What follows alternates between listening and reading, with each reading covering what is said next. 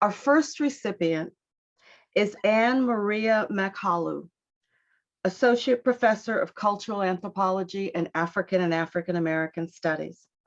And she will be introduced by Lexi Ligon, PhD student in Cultural Anthropology. Lexi? Thank you. So Dr. Anne Maria Makhulu has served as a pivotal role in many of our trajectories here at Duke so far, as she has worked hard to guide and support us as a professor, committee member, and especially as a mentor. She makes it known that she is available for questions, advice, and academic banter in and outside of her office hours. But more importantly, Dr. Makhulu treats her students as full people who have messy and complex lives outside of the walls of this academic institution. At the height of the COVID-19 pandemic lockdowns and in the immediate aftermath of the murder of George Floyd in Minneapolis, Dr. Makhulu entered the role of Director of Graduate Studies for the Cultural Anthropology Department.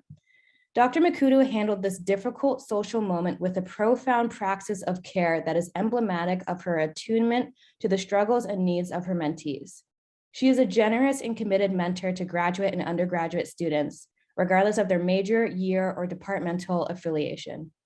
Dr. Makhulu is passionate about creating safe and productive learning environments for her students, which has recently culminated in an anti-racism seed grant and the creation of a decolonial committee dedicated to improving department culture for both students and faculty. Alumni and current students alike can attest to the transformative experience of being mentored by her, whether formally or informally, as a teacher and a mentor. It is this, we think, that sets her apart, her holistic views of education. Although much of the labor that Dr. Makhulu does to support students is unseen, it is certainly felt and resonates through generations of her mentees.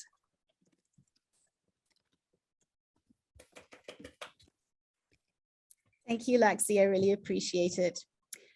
First, my thanks to Paula McLean for your leadership at the helm of the graduate school. My thanks to Jackie Looney for your guidance over the last many years. And my thanks to Letitia Futrell for organizing every detail of today's award ceremony and the meet and greet on Monday.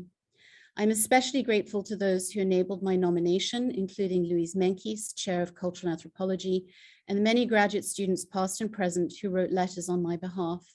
I was moved and in a way placed in a position to recall the many things over the years I've done in support of students. In the day-to-day, we forget the smaller acts that in their accretion add up to the defense of a portfolio, the writing of grants, the departure for the field, the time away, and the write-up phase of a dissertation. My own advisors in graduate school always said, remember, graduate students are forever. And in a way, this is true because master's or doctoral work is really only the beginning along the path of learning, personal, and intellectual growth. And it isn't just about committing to a close reading of a dissertation chapter or carving out the time for an hour-long conversation about mapping out a grant proposal or guiding someone through a mock job talk. It's also about who that person is in any given phase of their training. Are they a new parent? Have they lost a parent? Are they trying to decide whether to stay on campus or go home in the middle of a pandemic? Do they have dwindling finances? And is it time to complete and move on to employment that will garner a decent salary, health insurance, and a fair degree of stability?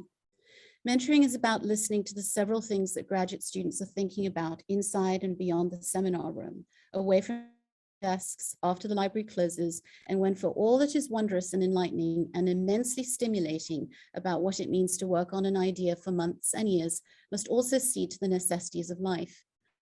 I was encouraged by my advisors to seek out beauty and joy in activities different from those required to complete doctoral work. I try to encourage mentees and advisees to do the same, because being away from the big idea for a time, given over other interests and pursuits, art, music, dance, cuisine, literature, marathon running, throwing clay, planting a garden, adopting a rescue, bring us back to the big idea, renewed, refreshed, and ready to be creative and thoughtful. So it is these forms of advice as much as the reckoning with a complicated theoretical text, whether Sylvia Wynter or Stuart Hall, that seem critical to successful and fulfilling mentoring. And eventually, those master's and doctoral students move on, graduating from the university into the university of life. I want to thank them all for affording me our collaboration, for those already well on the road to professional lives beyond graduate school, and those working their way through. Thank you.